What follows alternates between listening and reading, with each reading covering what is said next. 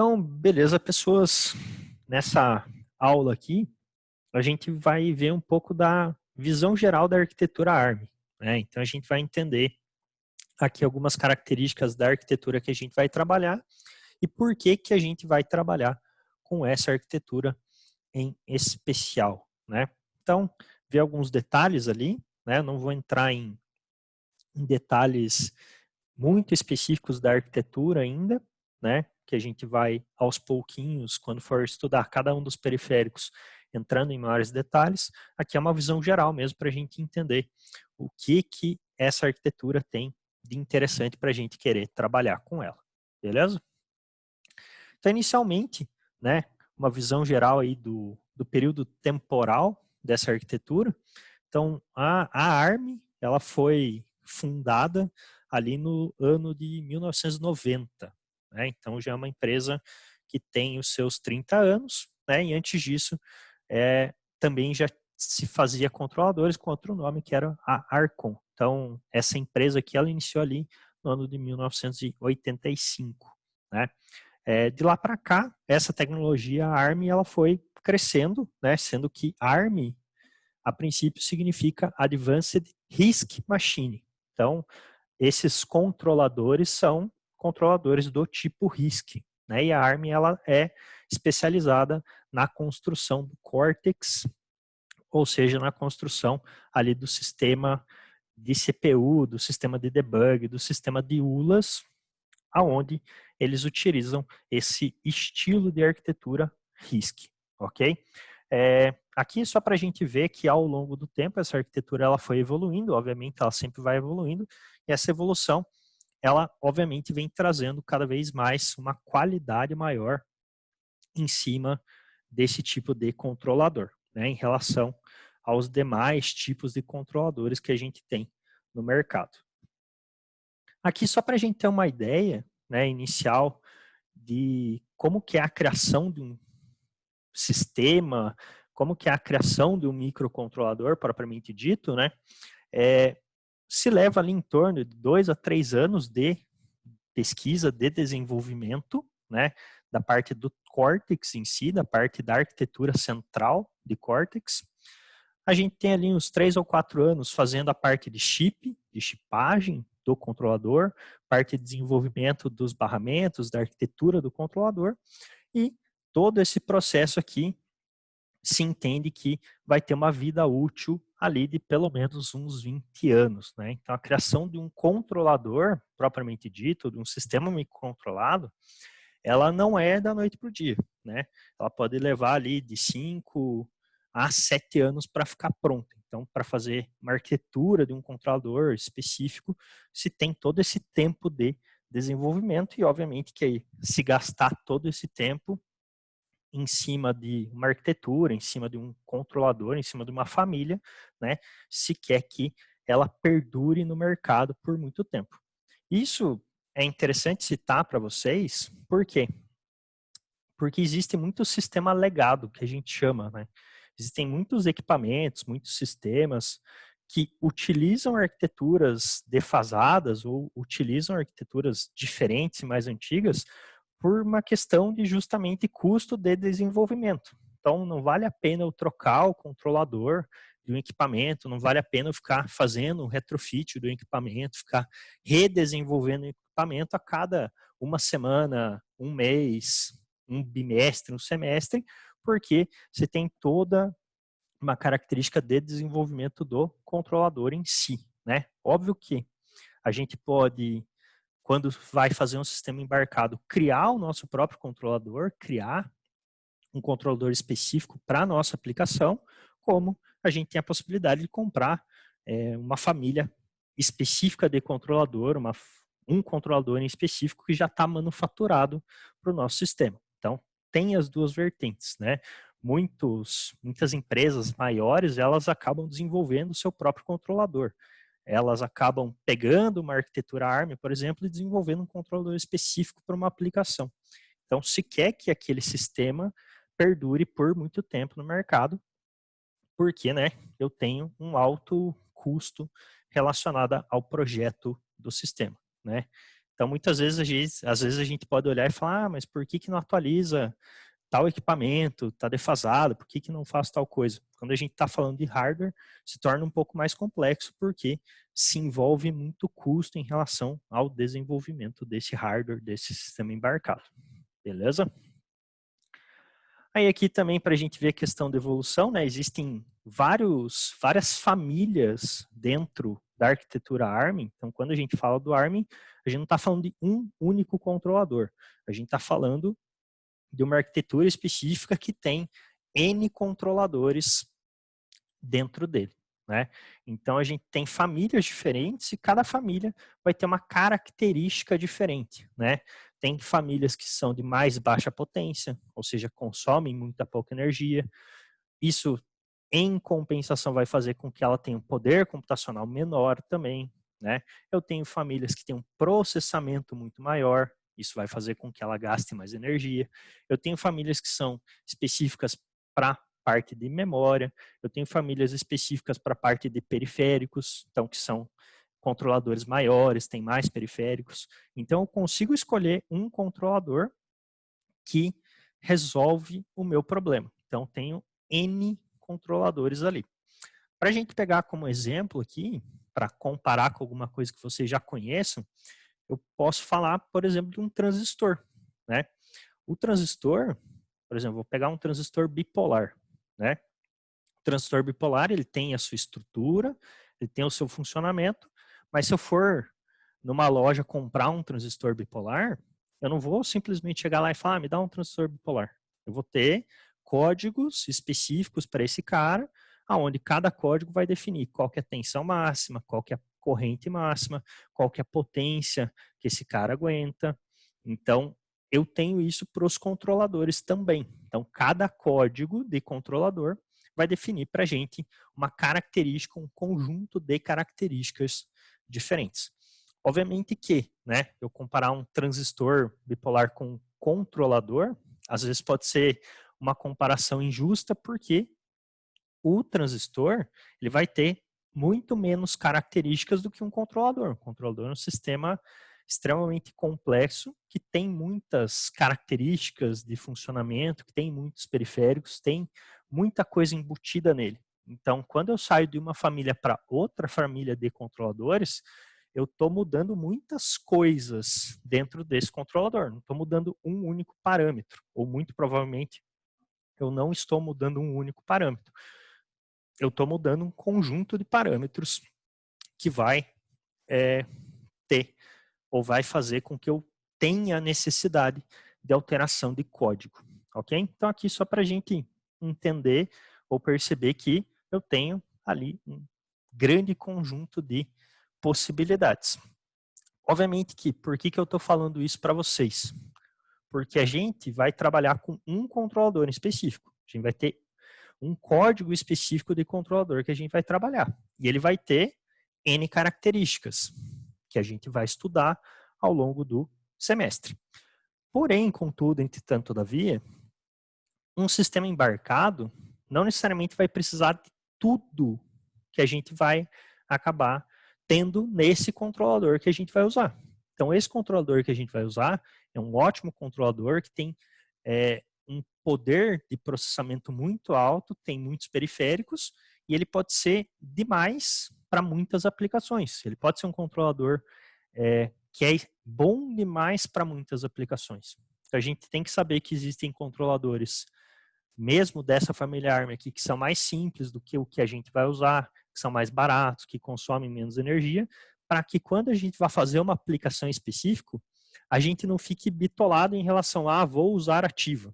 Não, a gente vai usar ativa para prototipar, para validar o nosso processo, para validar a nossa ideia, e quando a gente for transformar isso para um produto, o que a gente vai fazer? A gente vai otimizar. Então, a gente vai otimizar o controlador.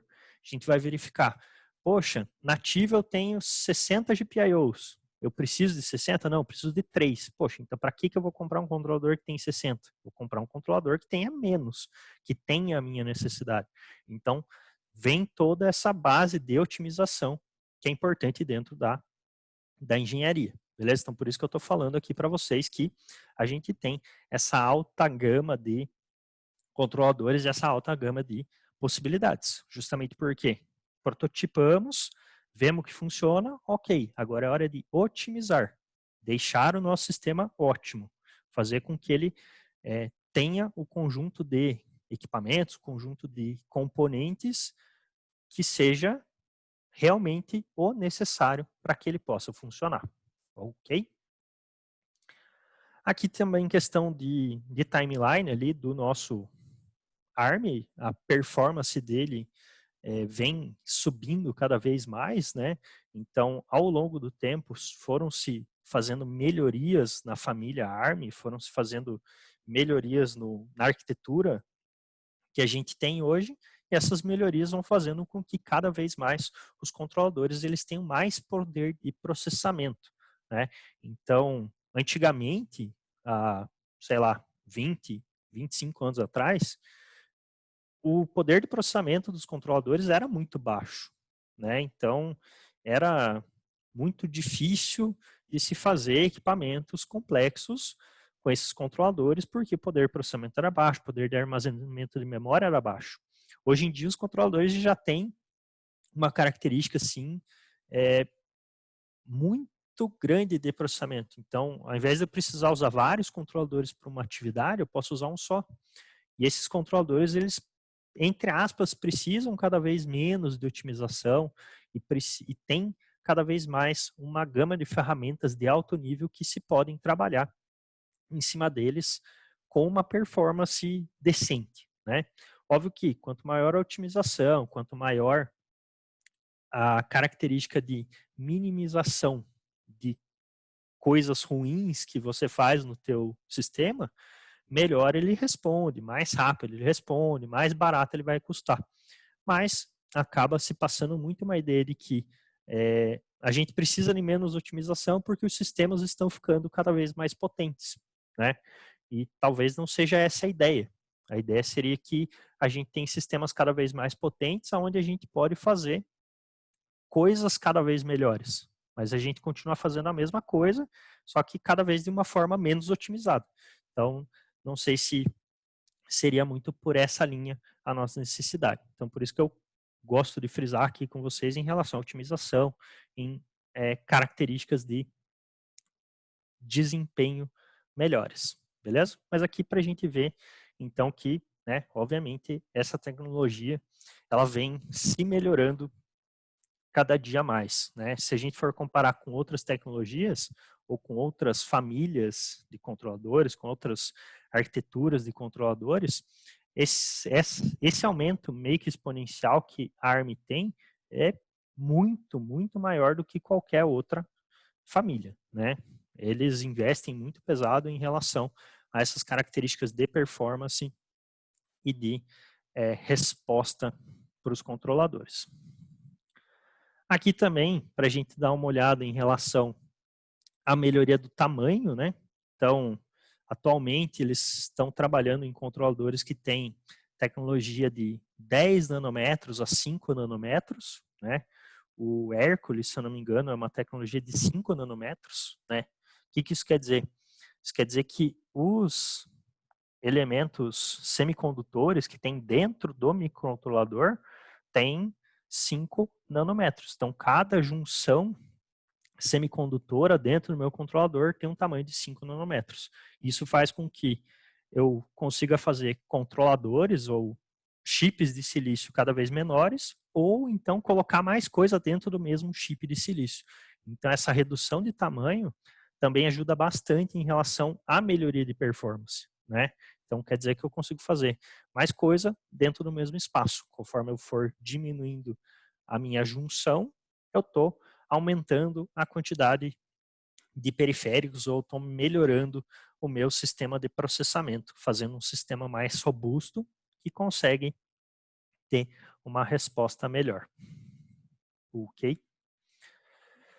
Aí aqui seria para a gente entender o porquê que a gente estuda essa tecnologia ARM e não alguma outra tecnologia de controlador, né? Atualmente, a ARM ela tem um market share de aproximadamente 70% de todos os sistemas embarcados do mundo, né? Se a gente pegar só da parte celular, hoje a gente tem 95% dos celulares utilizando controladores do tipo ARM. Se a gente pegar todos os sistemas embarcados, a gente vai ter ali 70% dos equipamentos trabalhando com isso. Então, roteador, sistema de segurança, carro, televisão, som. Então, vários e vários dos dispositivos que a gente utiliza hoje em dia são com esse tipo de controlador ARM e a gente às vezes nem sabe, né? Se a gente pegar o nosso celular, a gente vai ver que ele tem um controlador ARM. É muito difícil que hoje um celular não tenha um controlador ARM. Então, poxa, se eu falar de 70, um pouco mais de 70% do market share de sistemas embarcados, é muita coisa. Lembrando que a gente tem outras arquiteturas. Então, a gente tem lá a arquitetura Atmel, a gente tem a arquitetura PIC, a gente tem a arquitetura 8051, que são as que, entre aspas, competem com a arquitetura ARM. Então, se a gente dividir só nessas quatro, que tem outras, tá? Se a gente dividir só nessas quatro, a ARM tem 70, PIC vai ter 10, Atmel 10 e 8051 vai ter 10. Então, poxa, a gente está falando de uma quantidade de equipamentos muito alta. Então, dificilmente um novo equipamento hoje não vai para a arquitetura ARM. Muito dificilmente a gente vai pegar um equipamento e dar uma manutenção que não seja uma arquitetura ARM. Então, por isso que é extremamente válido e importante a gente estudar essa arquitetura de controlador ao invés de estudar uma outra arquitetura. Ok? Então, hoje, a gente tem aproximadamente 170 bilhões de dispositivos pelo mundo que utilizam controladores do tipo ARM. E eu estou falando só de controlador, não estou falando de processador, tá? É só controlador, só sistema embarcado. Não estamos falando de sistema computacional aqui. Então, 170 bilhões de dispositivos ARM e eles têm lá em pouco mais de 1.000 parcerias com outras empresas, né? Então, empresas que utilizam apenas da tecnologia ARM, que são parceiras em desenvolvimento de tecnologia. Hoje, as principais parceiras da ARM, se eu não me engano, são a Google, a Qualcomm e a Samsung. Essas são as principais parceiras da ARM. Ah, prezado, é a Apple. Eu tenho um iPhone aqui. A Apple, ela usa a arquitetura ARM também, mas ela desenvolve o próprio controlador dela. Então, ela utiliza os Cortex ARM e faz um controlador dela própria para os dispositivos do iPhone. Antigamente ela usava Intel, mas acho que foi em 2016, 2015, se eu não me engano, que ela alterou para fazer a utilização dos ARMs, né? Então, se a gente parar para olhar aqui, a gente tem aqui um grande mercado que a gente poderia entrar para trabalhar sabendo ou dominando essa tecnologia aqui. Então, tem um market share muito grande. Até, se eu não me engano, acho que o valor de mercado da ARM está em torno de 30 bilhões. Alguma coisa assim. Tipo, o valor de mercado dela é 30 bilhões de dólares. Qualquer coisa do gênero. Então, é uma empresa gigante que tem, né, praticamente quase todo o mercado para a gente poder abranger aqui. Aí aqui as principais arquiteturas ARMs que a gente tem hoje, ou as principais famílias que a gente tem dentro da ARM hoje, a gente tem o Cortex-A, Cortex-R e o Cortex-M. São três estruturas diferentes, né? Esse tipo A aqui, ele é o tipo mais otimizado, é o tipo que mais tem performance, então é o tipo mais específico, né? Então ele é muito usado aqui para sistemas veiculares, para sistemas de roteamento, né? Então é uma família específica para isso. Tem ali o Cortex-R, que isso aqui serve para sistemas de tempo real, né? Então ele é otimizado também aqui para alta performance, mas especificamente para sistemas de tempo real. E o que a gente vai fazer utilização, que é o Cortex-M. Então, a nossa ativa, nosso controlador que a gente vai trabalhar aqui, ela é do tipo Cortex-M. Então, é o Cortex mais fuleiro que a gente vai ter, né? Então, em comparação com esses três, o M é o mais simples, é o mais normal, né? Tanto que ele é o Cortex padrão que a gente tem. Então, ele é para os dispositivos mais simples possíveis, né? Isso não quer dizer que ele é um Cortex ruim, né? Ele é um baita de um sistema que a gente vai acabar vendo que tem muita funcionalidade, mas em comparação com os demais, ele é relativamente fraco. E aqui também para a gente dar uma olhada em relação a esses modelos, né? O que altera de um modelo para outro. Então, quando a gente está falando aqui dessas famílias, A, M, R, a gente está falando que a gente está aumentando tanto a capacidade quanto a performance, né? Então, eu ir aumentando a minha família está falando que eu estou melhorando a resposta dela. E, obviamente, aqui dentro daquelas famílias ali, M, A e R, eu tenho outras separações, né?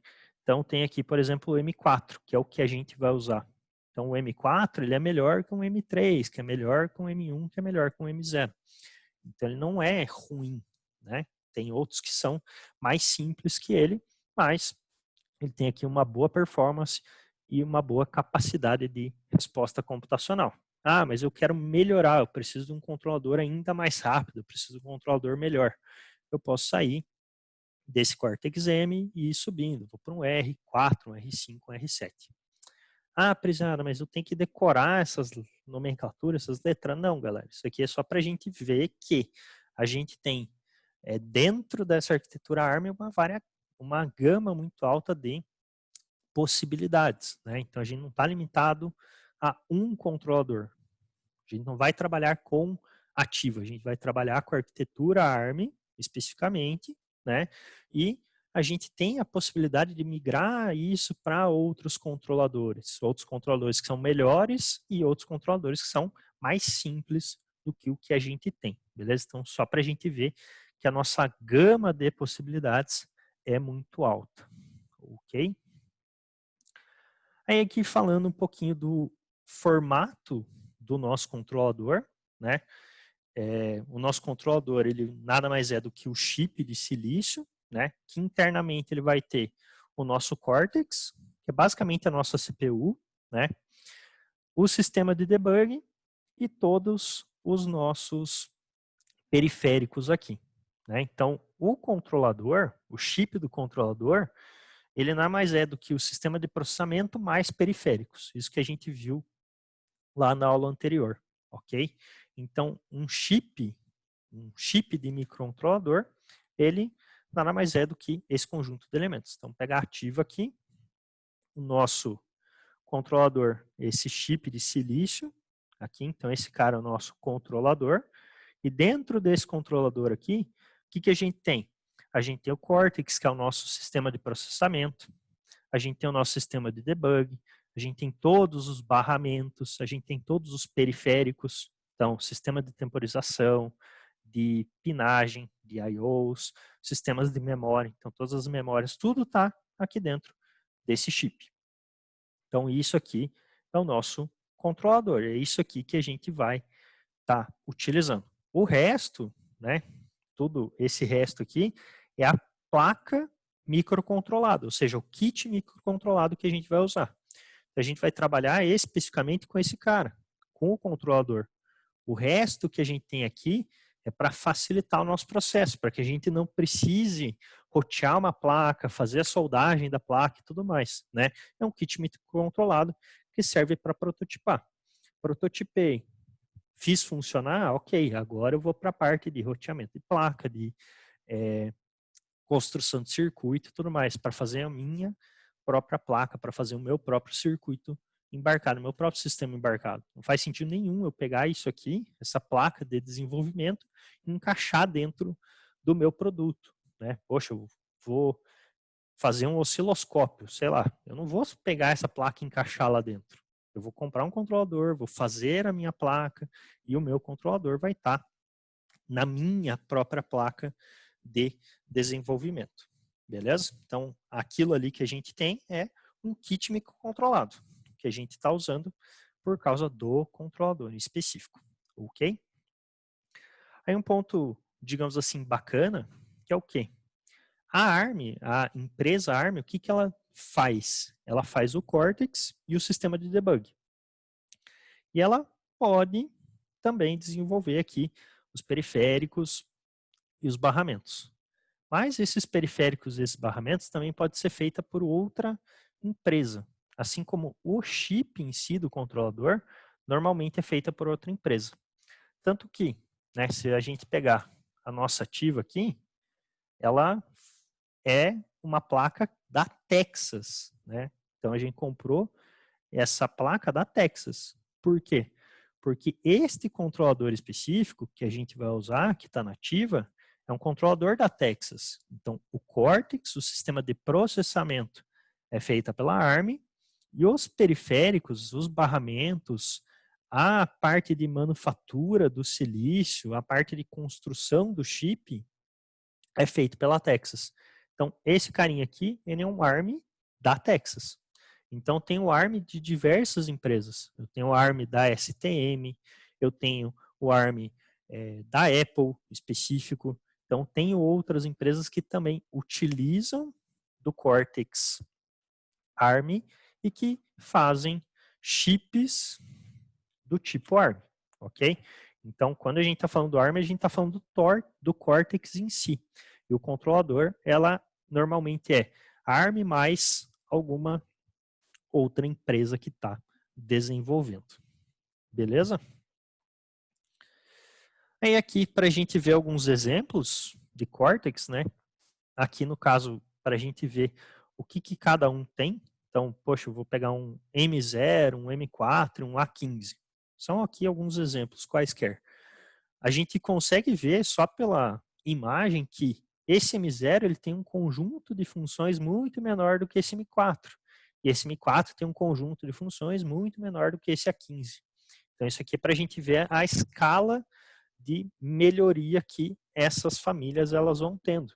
Justamente, como eu comentei, eu tenho famílias mais simples, as famílias mais simples elas vão ter menos processamento, elas vão ter menos funcionalidades. Famílias mais complexas vão ter mais funcionalidades, vão ter mais coisas embutidas. Consecutivamente, na maioria dos casos, elas também vão ser mais caras. Então, aqui para a gente ver ou entender um pouquinho melhor essa linha aqui de capacidade e funcionalidade. Isso aqui por quê? Porque eu vou tendo cada vez mais funcionalidade dentro de cada família ou cada tipo de controlador e vou tendo uma resposta normalmente melhor em cima de cada elemento. Aqui um exemplo da arquitetura, né? Se a gente abrir, expandir um pouquinho essa arquitetura, for olhar aqui o sistema de blocos dela, a gente vai conseguir, ou vai aos poucos começando a entender o que a gente tem internamente, né?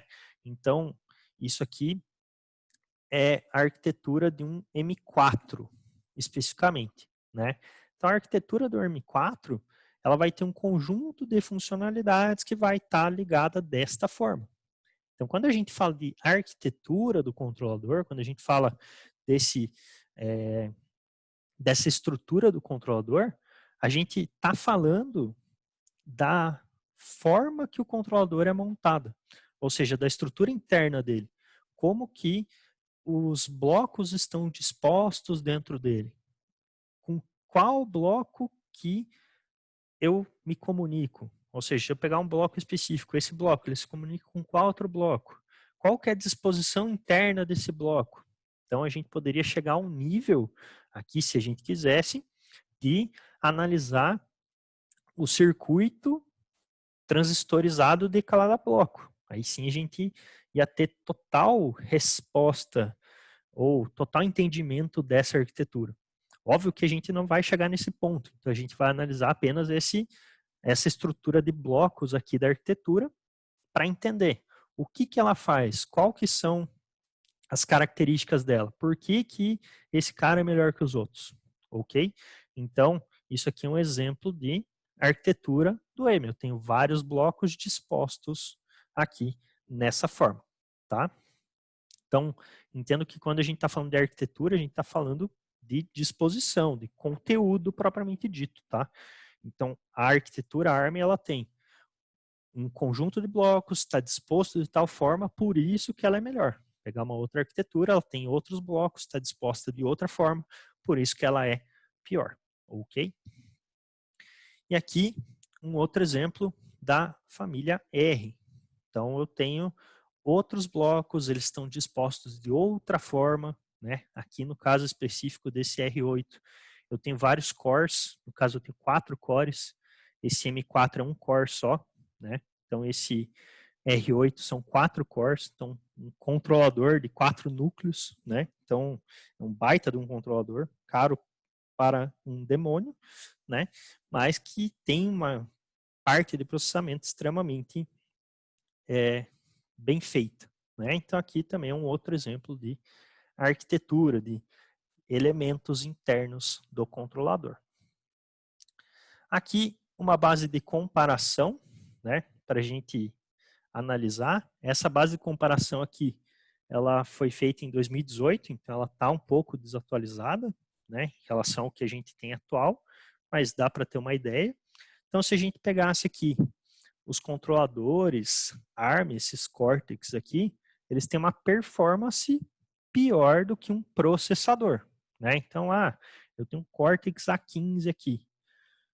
Se eu comparar esse cara com o Core i5 lá da Intel, esse Cortex A15 ele é pior do que o Core i5. Pô, prezada, mas por que então que esta desgraça deste ARM tem um share tão grande? Por que todo mundo usa esse cara? Por que não usa a Intel? Porque aqui a gente está comparando um controlador com um processador. O processador ele só processa. O controlador, além de ele processar, ele tem todas as características de periférico. Então, se eu comparo um controlador com um processador, o controlador sempre vai perder, por assim dizer, né? Mas vejam que os controladores ARM, eles vão tendo, ou eles foram tendo, uma crescente de resposta mais exponencial, enquanto esses processadores, eles foram se mantendo bem mais lineares. Então, a performance do controlador, ela foi melhorando exponencialmente, enquanto a melhora do processador não teve essa melhora tão expressiva, né? Então, eles tinham aqui uma expectativa de que esses próximos controladores aqui, eles tivessem uma performance melhor do que um processador. Então, seria um sistema microcontrolado, um sistema embarcado, que teria uma performance melhor do que um PC, né? Então, é muita coisa a gente falar isso, né? Então, é uma melhoria bem exponencial. E é justamente por isso que a gente tem esse market share tão grande para o ARM, porque ele acaba tendo essa característica de resposta cada vez melhor e cada vez mais expressiva quando a gente compara com outras famílias, outras arquiteturas e outras empresas. Ok? E quais que são então as vantagens? Ou por que esse ARM é melhor do que outros controladores? Basicamente aqui, a gente tem 4 vantagens, né? 4 vantagens bem definidas que a gente consegue trabalhar, ou que a gente consegue entender aqui do Cortex do ARM em relação às demais. A primeira é em relação à eficiência de energia. Então, a eficiência de energia de um controlador ARM, ela é melhor do que a eficiência de energia de qualquer outro controlador de mesmo nível. Então, a eficiência é maior. Como que ela consegue essa eficiência?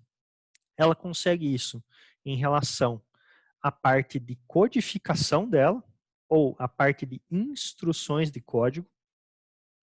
Ela consegue isso por causa da menor frequência que ela utiliza.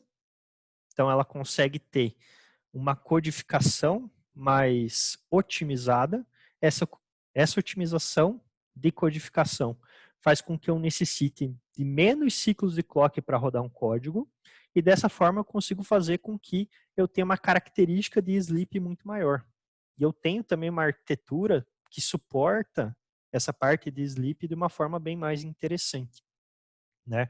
Isso a gente vai trabalhar mais para frente, mas eu tenho lá um periférico específico que fica cuidando das interrupções na arquitetura ARM, enquanto todas as demais arquiteturas elas não têm esse periférico. Então quem tem que cuidar é o próprio processador, o que faz com que o processador tenha que ficar acordado por muito tempo, tem que ficar processando muitas informações, e isso faz com que ele gaste mais energia.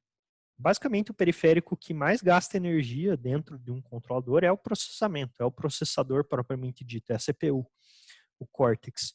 Então, se eu consigo fazer com que esse Cortex ele fique desabilitado ou desligado por mais tempo, por N motivo que seja, eu consigo fazer com que a minha eficiência de energia seja muito maior. Então, basicamente, eu tenho ali uma codificação mais otimizada, que faz com que eu tenha menos instruções, né, quando eu executo um código, ou que eu consiga fazer com que o meu processamento ele dure menos tempo. Durando menos tempo, eu gasto menos energia. Uma outra característica também bem importante desse sistema ARM que faz com que a gente tenha uma redução de energia é que todos os periféricos eles vêm desligados. Em outras arquiteturas, todos os periféricos eles vêm ligados, consumindo energia, né? Então pensem aí, por exemplo, na casa de vocês. Vocês vão ter X cômodos dentro da casa de vocês, certo? Vamos chutar aqui. Vocês têm 6 cômodos dentro da casa de vocês. E vocês estão em um cômodo específico. Vou chutar que vocês estão na sala nesse momento. Eu prevendo alguma coisa. Então, vocês estão na sala nesse momento. Provavelmente, vocês estão com a luz acesa e estão com o computador ligado. Talvez com a TV também, né? Ninguém merece ficar ouvindo o prisado, mas faz parte. Provavelmente, a luz do quarto de vocês está desligada. A luz da cozinha está desligada. Tem equipamentos que vocês não estão usando que estão desligados. Certo? Vocês não vão ligar tudo. Vocês não vão deixar o liquidificador de vocês ligado agora. Então, não faz sentido você deixar todos os equipamentos ligados ao mesmo tempo. Faz sentido você ligar apenas o que você está usando no momento. E é dessa característica que o controlador ARM se utiliza. Ele não liga tudo que ele tem internamente quando eu vou rodar. Eu, como programador, vou ligando cada um dos periféricos que eu preciso. Eu vou ligando os itens que eu tenho internamente conforme eu preciso. Que é diferente de outras arquiteturas. Em outras arquiteturas, você ligou o controlador, está tudo ligado. Então é como se você entrasse em casa e tivesse todas as luzes acesas, todos os equipamentos acesos. Então isso também faz com que eu tenha uma redução de energia no meu controlador. Ok? Aqui, galera, detalhe, eu estou falando um monte de coisa, né? Mas a gente vai entrar em detalhes aos poucos conforme a gente for olhando cada um dos periféricos e for fazendo a parte de codificação, estudando a estrutura. Beleza? Que eu estou dando uma visão geral para vocês entenderem inicialmente todos esses elementos. Beleza? Uma outra vantagem que a gente vai ter é a parte de codificação, né? Como eu já comentei com vocês, a arquitetura ARM ela produz um conjunto de códigos menor. Por que isso, né? A ARM ela tem um conjunto de instruções específica que é da arquitetura, né? Que faz com que eu consiga ter menos código. Então, eu posso escrever um código, por exemplo, mais em alto nível, em C, para uma arquitetura ARM. Escrever um código C para uma arquitetura Atmel, o código produzido, o código compilado para o ARM, vai ter menos instruções do que o código compilado para o Atmel. Então, isso faz com que eu tenha uma eficiência de energia, menos processamento, e também faz com que eu utilize menos memória, né? A ARM, ela se utiliza ali de uma característica de ter tanto instruções de 32 bits quanto instruções de 16 bits, né? Então, o meu dataset de instruções, ele é bem interessante. Quando a gente vai olhar a instrução propriamente dita, a parte de assembly. Na verdade, todo o assembly do ARM é condicional. Então, isso é específico também da arquitetura ARM. Eu consigo fazer com que todas as instruções assembly sejam totalmente condicionáveis, né? E isso faz com que eu tenha um conjunto de instruções sempre otimizado quando eu olho o código. Então, consigo fazer até um código assembly muito mais otimizado para ARM do que para outras arquiteturas. Então, isso faz com que eu utilize menos memória, faz com que eu tenha uma codificação menor e, consecutivamente, gaste menos energia. Um outro ponto ali também é a questão de ele ser fácil de usar, né? Aí o fácil de usar, ele está muito atrelado à quantidade de equipamentos, né, que eu tenho no mundo, ou que eu tenho globalmente, porque por essas características que eu estou comentando aqui por cima com vocês, que eu estou citando com vocês, na verdade, o processo de codificação se torna um pouco mais complexo quando a gente está em baixo nível, entendendo a arquitetura, do que outras, né? Então, tem arquiteturas que são mais simples do que a arquitetura ARM, né? Então, eu pegar uma arquitetura ARM, obviamente que vai ser um pouco mais difícil da gente codificar, mas ele tem uma possibilidade de uso muito maior. Por quê? Porque globalmente eu tenho muito mais equipamentos que utilizam dessa arquitetura, beleza? E daí, por último, ali a questão de performance, né? Que juntando tudo isso que a gente já citou para cima, faz com que eu tenha uma performance, ou seja, um poder de processamento muito maior, né? Então, a questão do assembly ser melhor, a questão de eu ter menos instruções, a questão do processamento. Então, eu tenho tudo isso. E outra, a própria arquitetura interna ali do processador ARM, ela é bem otimizada, o que faz com que a parte de instruções ou de execução de instruções seja também muito bem desenvolvida, né? Então, isso faz com que eu tenha ali uma performance extremamente interessante em cima desse controlador. Então, basicamente, ou de uma forma bem simplificada, né, essas são as vantagens que a gente vai ter utilizando uma arquitetura ARM, uma arquitetura Cortex ARM, ao invés de utilizar qualquer outro controlador, ou qualquer outra família de controladores, né? Aqui também, outro ponto, é que essa arquitetura que a gente vai usar, ela é uma arquitetura de 32 bits, né? Então, todos os registradores, todas as instruções, por padrão, vão ter 32 bits. Então, também é uma arquitetura muito poderosa, né, em relação à quantidade ou formato do dado do nosso dataset. Aqui, falando um pouquinho dos recursos que a gente vai ter nesse controlador específico que a gente vai usar, da Ativa, né? A gente vai ter ali um sistema de timers, né? Isso é padrão para todos os controladores, né? Se o teu controlador não tem um sistema de timer, jogue no lixo, né? Ele tem que ter um sistema de timer específico, né? Então, aqui esse stick que a gente vai ver, esses watchdogs, são a partes de timers, de temporização. A gente tem aqui também o sistema de hibernação, que é um módulo específico para hibernar o processador, para fazer com que ele durma e gaste menos energia consecutivamente. Eu tenho aqui um sistema que a gente chama de NVIC, que é um sistema para gerenciar todas as interrupções do sistema. Isso aqui é específico da arquitetura ARM, é algo que faz com que o meu sistema ele seja muito mais performático, né? Então, é como se fosse, entre aspas, um processador secundário que só fica gerenciando todas as interrupções do meu sistema. A gente vai trabalhar a interrupção certinho mais para frente, vamos mexer com essa NVIC, vamos ver tudo detalhadamente, tá? Aqui a gente só está vendo a visão geral inicialmente. Temos aqui um sistema para controlar os blocos, né?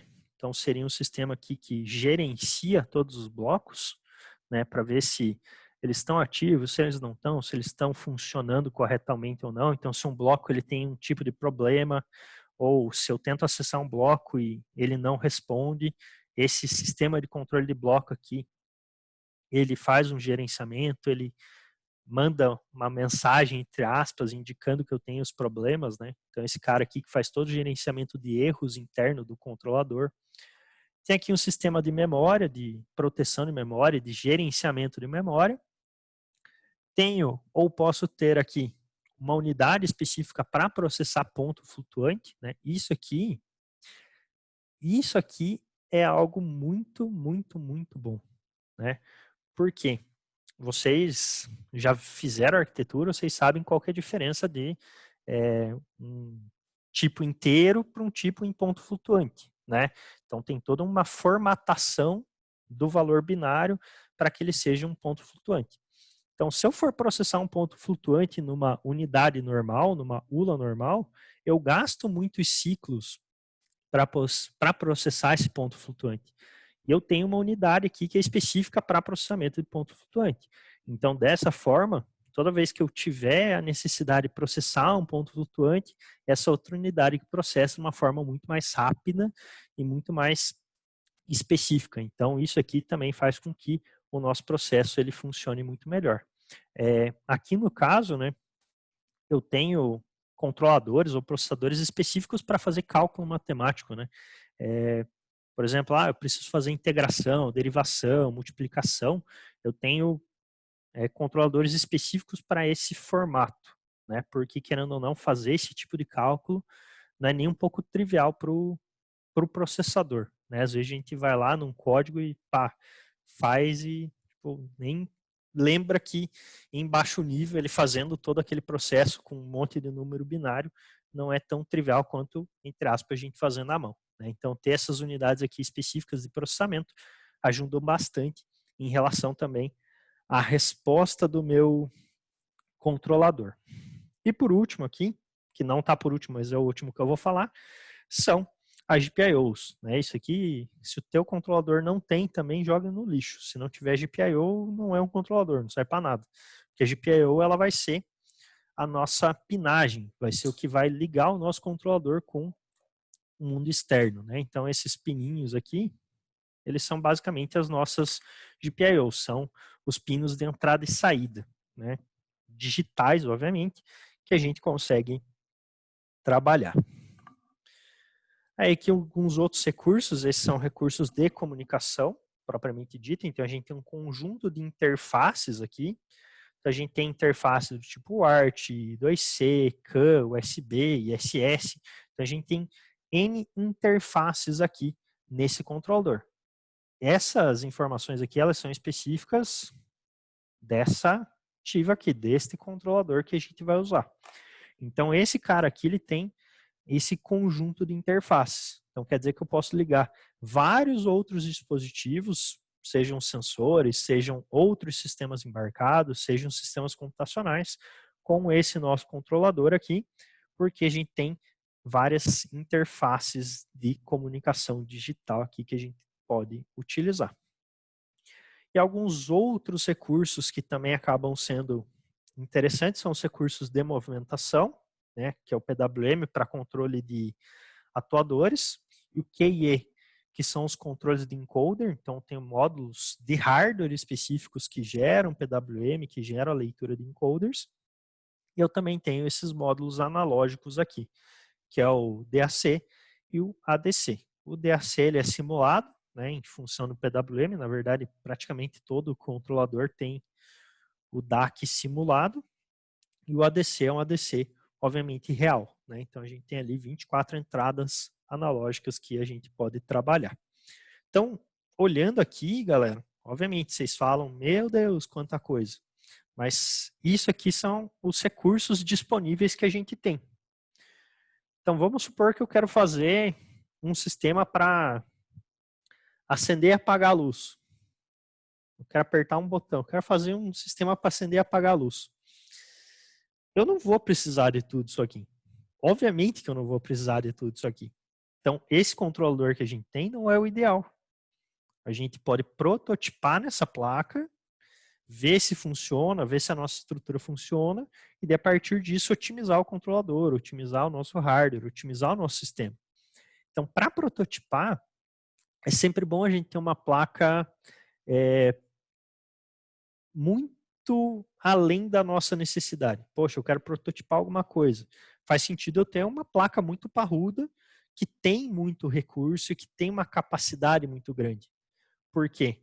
Porque eu vou fazer de qualquer jeito, entre aspas, né, para fazer funcionar. Vou usar a quantidade de recursos que ela tem. Eu tenho certeza que não vai faltar recurso, então posso usar todos. Ah, beleza. O que eu usei dos recursos que eu tenho? Ah, usei isso, isso e isso. Então, beleza. Então, agora eu vou procurar um controlador que tem só esses recursos. Porque se você faz o processo inverso, do tipo, eu vou comprar um controlador muito otimizado para prototipar. E você vai lá, começa a prototipar, precisa de uma funcionalidade, precisa de um recurso, e aquele controlador não tem esse recurso que você precisa. O que você faz? Você senta e chora, e depois você vai lá e vai ter que comprar um controlador, ou comprar um kit controlado, mas com mais recursos. Então você vai perder tempo, vai ter que migrar de um sistema para outro, né, em tempo de processamento. E daí depois que você terminar, você ainda vai ter que otimizar. Então é sempre melhor você ter um sistema, ter um kit que tem uma quantidade de recursos muito grande para você ir utilizando e podando aos poucos para no final você conseguir chegar no teu controlador específico ou no que você realmente precisa de resposta, ok? Aí como que a gente pode programar esse nosso ARM, né? A gente tem aqui três formas basicamente de programar, as três formas mais padrões, né? A gente pode programar ele em assembly, né? O jeito mais padrão, digamos assim, né? Para a gente programar, ou é o jeito mais otimizado para a gente programar.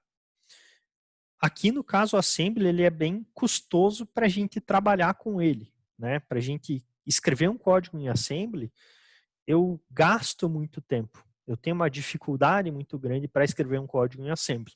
Porém, esse código em assembly, se ele for bem feito, óbvio, ele sempre vai ser o mais otimizado. Ou seja, ele vai gastar menos recurso computacional, ele vai gastar menos memória, ele vai ser mais performático, ele vai ser mais rápido. Então, se eu quero um código que voe, eu vou fazer em assembly. Mas eu sei que eu vou gastar mais tempo para fazer. Para vocês terem uma ideia, né, um programador sem um programador assembly, né, que sejam bons programadores.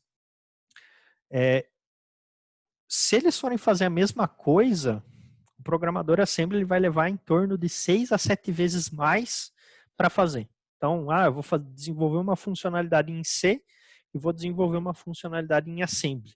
Normalmente, aquela funcionalidade em assembly ela vai levar de 6 a 7 vezes mais tempo para ser desenvolvida. Mas ela vai ter um retorno em processamento. Ela normalmente vai ser mais performática. Aí depende da tua habilidade com programação em assembly, mas você consegue chegar ali a 30%, 40% de performance melhor no assembly do que no C. Né? Então, eu preciso de uma performance melhor. Você vai gastar mais tempo para fazer ali no assembly. Então, essa é uma primeira possibilidade que a gente tem. Né? Trabalhar em assembly, que é bastante complexo, né? Bastante trabalhoso, mas gera uma performance muito boa. Uma outra forma da gente trabalhar aqui é por semi-sys. Semi-sys é basicamente um conjunto de funções prontas que vai facilitar a minha codificação. Aqui a gente pode colocar como exemplo, né, a codificação do Arduino. Né? A codificação do Arduino não é um semi-sys propriamente dito, mas ela é um conjunto de funções prontas que a gente só usa, a gente nem sabe o que as funções estão fazendo. Né? A gente vai lá, coloca as funções e por trás eu tenho um conjunto de código que vai fazer com que tudo aquilo que a gente quer que funcione, funcione. Essa forma aqui de trabalhar com semi-sys ou com código de alto nível, ela é obviamente mais rápida, né? Eu tenho uma facilidade muito maior de trabalhar com ela, mas ela sempre vai ser a menos performática. Ela vai gastar uma quantidade de memória muito maior e ela vai gastar uma quantidade de processamento muito maior. Então, em relação a processamento, se eu comparar essas linguagens de alto nível com um C, não vou nem comparar com a Assembly, mas comparando com um C, ela vai ter ali em torno de 2, 3 vezes mais lenta, né? Então, eu vou fazer o mesmo código, a mesma funcionalidade em C e em codificação de alto nível. A codificação de alto nível ela vai levar 2 a 3 vezes mais tempo para ser processada, né? Então, uma função que em C levaria 1 segundo, aqui em CMSIS vai levar uns 3 segundos, né? Para que ela seja executada. Então, tenho, obviamente, uma facilidade muito maior para codar, para codificar, mas eu tenho uma perda de desempenho muito grande. E por último, que é o que a gente vai usar, né, que é o meio termo ali, que seria fazer a codificação em linguagem C com acesso aos registradores. Então, essa linguagem C, ela não vai ser nem tão complexa quanto a Assembly, mas também não vai ser nem tão simples quanto uma linguagem de alto nível, e ela vai ter uma performance intermediária.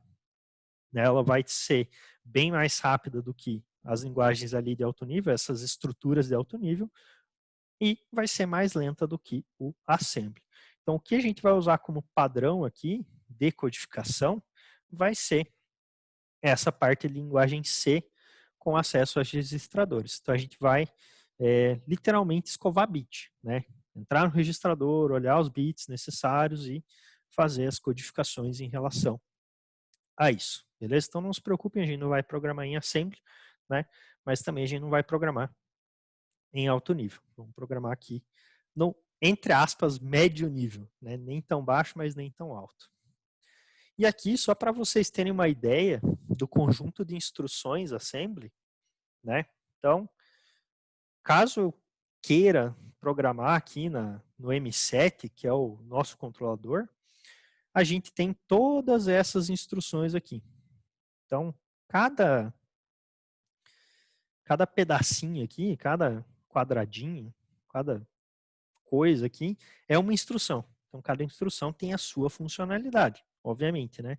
Então, se eu quisesse programar em Assembly ali, eu teria que entender todas essas funcionalidades aqui e cada uma delas pode ser condicionável.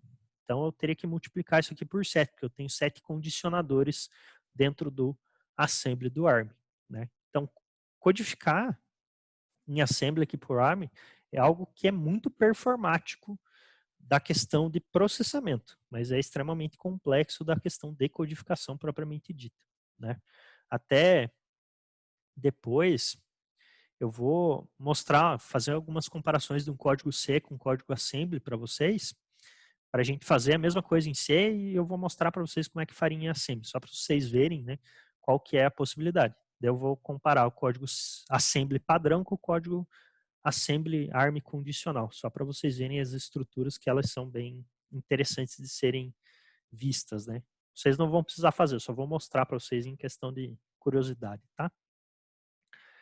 Aí aqui, rapidinho falando do dataset, né, que a gente vai ter. Então, como eu já comentei, o ARM ele é uma arquitetura do tipo RISC, né? Então, a arquitetura é do tipo RISC e ela é uma arquitetura de 32 bits, tá?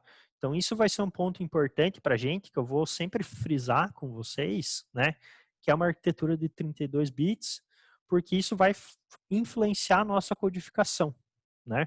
No caso, todos os registradores, todos os elementos de código que a gente for utilizar, eles vão, entre aspas, estar num formato de 32 bits, né? Então, eu vou fazer análise de um registrador, meu registrador tem 32 bits, então eu tenho que me preocupar em fazer a codificação mantendo esses 32 bits, né? Então, eu, como desenvolvedor de firmware, tenho que ter esse cuidado, essa característica aqui, ok? Aí, no caso, a gente não vai entrar em detalhes aqui, mas a gente pode utilizar, caso a gente fosse, né, utilizar o assembly ou usar ali um pouco mais a fundo a parte de dataset mesmo, de instruções. A gente tem dois tipos, tem as instruções de 32 bits e tem as instruções de 16, né? Isso aqui seria mais visível se a gente entrasse mesmo na programação assembly, fosse estudar mais a fundo ali o tipo de código gerado a partir dos assemblies, como a gente não vai analisar isso. Então, só título de curiosidade aqui para vocês, que a gente tem um instruction set ali que é misto, né, entre 32 e 16 bits. E a arquitetura ARM, ela vai suportar aqui qualquer tipo de dado, né? Ela vai suportar dados de 8, 16, 32 e 64 bits, né? Então, eu tenho aqui uma alta gama de dados que eu posso trabalhar. Se eu pego, por exemplo, um Atmel, o controlador do Arduino. O controlador do Arduino tem as versões lá de 8 bits, tem as versões de 16. Né? Então, o meu dataset ele é menor. Eu só posso trabalhar com 8, 16 e 32. Então, eu tenho formas diferentes de trabalhar. Então, isso faz com que eu tenha características diferentes lá no meu sistema também. Se eu pego lá um PIC de 8 bits, é totalmente diferente, né? Quando eu vou codificar, quando eu vou trabalhar com as minhas variáveis, quando eu vou armazenar a variável. Se eu só tenho variável de 8 bits, eu só posso ir de 0 a 255. Ah, eu preciso armazenar 500. Eu tenho que codificar de uma forma que eu trabalhe com as duas variáveis, uma a parte inferior, uma a parte superior. Então, se torna um pouco mais trabalhoso. Aqui, por eu ter uma arquitetura de 32 bits, eu consigo trabalhar com valores de 0 a 4 GB. Né? Então, é mais que 4 GB. Errei. Mas é muito número. Até não sei mais. Não, é 4 GB sim. É. Não estou tão louco assim. 4 GB. Então, de 0 a 4 GB. Então, eu tenho uma possibilidade de armazenamento muito maior. Beleza? Aqui, padrão, né? O nosso controlador ele vai ter lá um conjunto de pilhas. Né? A gente pode trabalhar com essas pilhas se a gente quiser. Então, a gente vai estar em baixo nível, a gente vai ter acesso direto a elas, né? Para trabalhar com os registradores diretamente, fazer os reposicionamentos da pilha, trabalhar com a pilha, limitar os valores. A gente pode fazer isso, né? Não necessariamente a gente precisa, né? Porque trabalhar em baixo nível sem sistema operacional e tudo mais, a gente tem esses acessos. Então, se a gente quiser, a gente pode acessar qualquer registrador aqui. Então, por exemplo, eu quero acessar o PC. Eu posso. Eu posso também fazer uma grande de uma besteira se eu acessar o PC, mas eu tenho essa possibilidade. O PC está acessível. Eu posso ir lá em código e alterar o valor. Aí eu tenho que ter muita habilidade para eu, em código, manusear o PC, né? Senão, se eu manusear ele errado, em um momento errado, obviamente que o meu código ele vai estourar. Né? Então, a gente tem acesso a tudo isso aqui. A gente tem acesso ao hardware. Né? Interessante, é bacana, a gente vai fazer alguns acessos aqui para a gente ver como é que funciona isso, mas sempre com cautela, né? Ah, prezado, se eu acessar errado, a minha ativa queima. Não, ela não vai queimar. Né? Se você fizer algum acesso errado, algum registrador, o máximo que pode acontecer é o teu controlador travar. Então, daí você vai ter que resetar ele. Mas é um processo bem simples, tá? Então, não se preocupem, tipo, eu vou fazer um código aqui e o código vai queimar ativa. Não é assim que funciona. Tudo bem que a gente tem acesso ao hardware, mas dificilmente a gente vai queimar ativa codificando errado, né? Então, o que pode vir a acontecer é travar o nosso controlador. Daí trava, reseta, segue o barco. Aqui, não vou entrar em detalhes nos registradores, porque vocês já conhecem, né? O que é cada um, para que serve cada um. Mas um detalhe interessante que a gente vai entrar, até porque, na verdade, é isso aqui que a gente vai fazer ao longo do semestre, é vir aqui, olhar os registradores, olhar bit a bit, qual que são as funcionalidades e entender como é que a gente vai ler ou escrever em cada bit em específico, certo? Então, até justamente por isso que a gente vai ver ali a próxima aula de operações bit a bit, para a gente entender como que a gente vai trabalhar com esses registradores, né? Ou qual que vai ser a melhor forma de a gente trabalhar com esses registradores. As operações bit a bit aqui, elas vão ajudar bastante a gente a conseguir fazer o que a gente precisa aqui dentro, né? Então a gente vai ter basicamente 3 tipos de bits aqui dentro da nossa arquitetura, né? Primeiro, que todos os registradores vão ter 32 bits, então todos os registradores vão estar nesse formato. A gente vai ter lá os bits não acessíveis, né, que normalmente vão aparecer para a gente, bits que não são acessíveis ou bits reservados. Quer dizer que são bits que a gente não utiliza, a gente não tem acesso a esses bits. A gente vai ter bits de escrita, então são bits que a gente consegue colocar algum valor lá dentro, né? Então a gente, como codificador, consegue fazer com que o registrador receba um valor, e esse valor que a gente coloca no registrador vai alterar a funcionalidade do sistema. E a gente também vai ter bits de leitura, que são bits que a gente não consegue escrever, a gente não consegue alterar o valor dele, porque só o sistema tem capacidade de alterar esse valor. A gente vai aprender a pegar esse valor do bit específico e aprender a fazer alguma coisa com ele, tomar uma decisão em cima desse valor, né? Aqui é uma estrutura do nosso registrador PSR, que é o registrador que vocês já conhecem lá de arquitetura, que é o registrador basicamente de flags do sistema, né? Então, quando a ULA lá dá negativa, eu tenho o bit 31 aqui, que é o N, que vai indicar se o resultado da ULA foi negativo ou não. Então, se o resultado é negativo, esse cara aqui vai estar em nível lógico alto. Se o resultado da ULA foi negativo, esse cara aqui vai estar em nível lógico baixo. Então, se eu quero saber se o resultado foi positivo ou negativo, o que eu tenho que fazer? Acessar o PSR no bit 31 e ver se esse bit é nível lógico alto ou baixo. É isso que a gente vai fazer aqui ao longo do semestre, beleza? Pegar esses bits e ou entender o que está acontecendo no controlador ou fazer com que o controlador faça alguma coisa para a gente.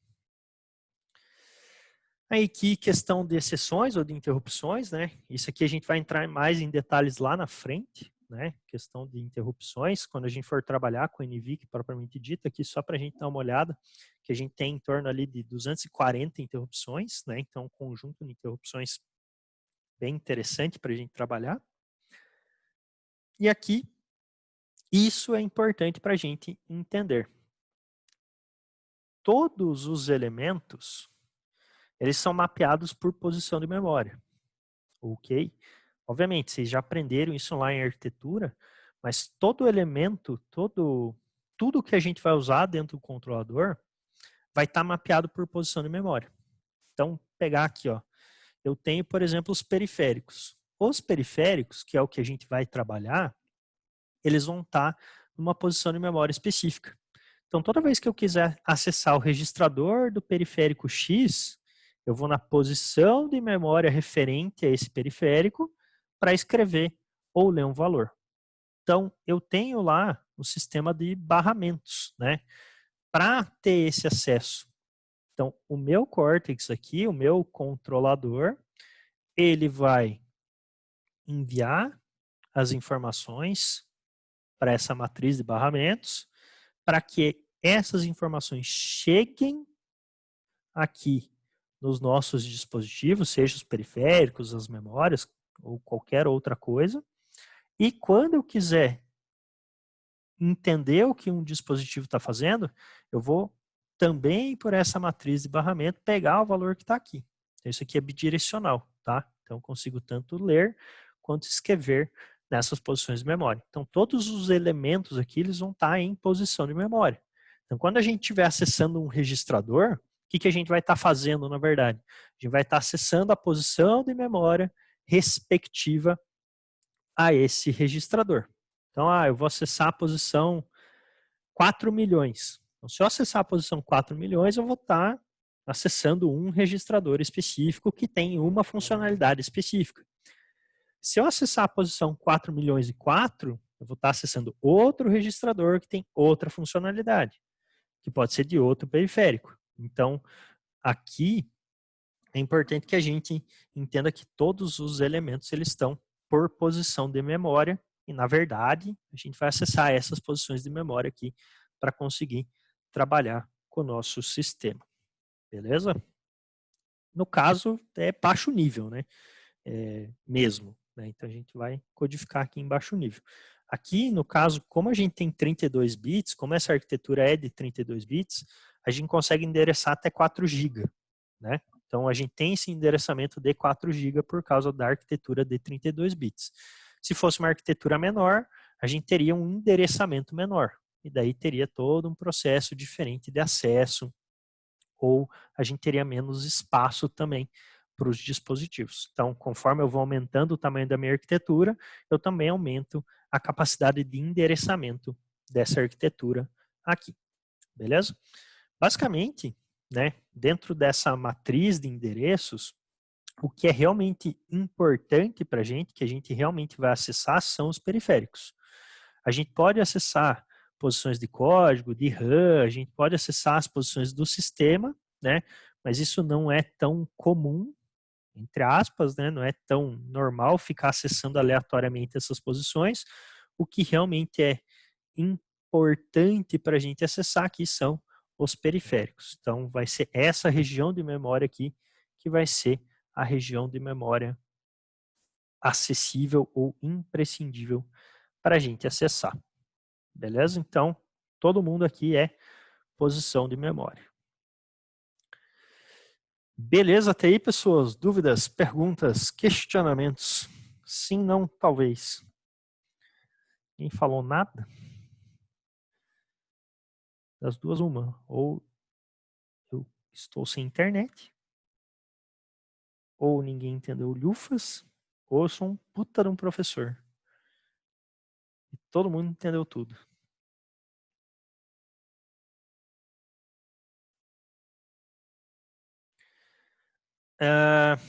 Então, Thomas, você está dizendo dessa parte aqui, né? Aqui, no caso, sim, ela só faz o projeto, né? Então, ela faz o projeto do Cortex, projeto do debug, o projeto dos periféricos, se for o caso, né? Então, ela projeta esses sistemas e vende esses projetos para outras empresas que daí manufaturam tudo isso aqui. Beleza? Não, que isso, até parece, não precisa se desculpar. Mas fez sentido aqui, então ela projeta todo o sistema de Cortex, ela pode projetar os periféricos, não é sempre que ela faz esse projeto, ela entrega para alguma empresa, tipo a Texas, e a Texas que manufatura tudo isso, ela que cria o hardware propriamente dito, né? Que se a gente pegar aqui a nossa placa, ela é da Texas, ela é um ARM Texas. Então ela tem o projeto de Cortex da ARM, mas a manufatura do silício é feito pela Texas. Beleza? Respondido, Thomas? Seja assim, Gabriel. Bernardo só riu, o resto tá morto. Então, beleza. Dúvidas, perguntas, questionamentos aqui, pessoas? Opa. Top. Então, beleza. Então, show de bola. Por enquanto é isso.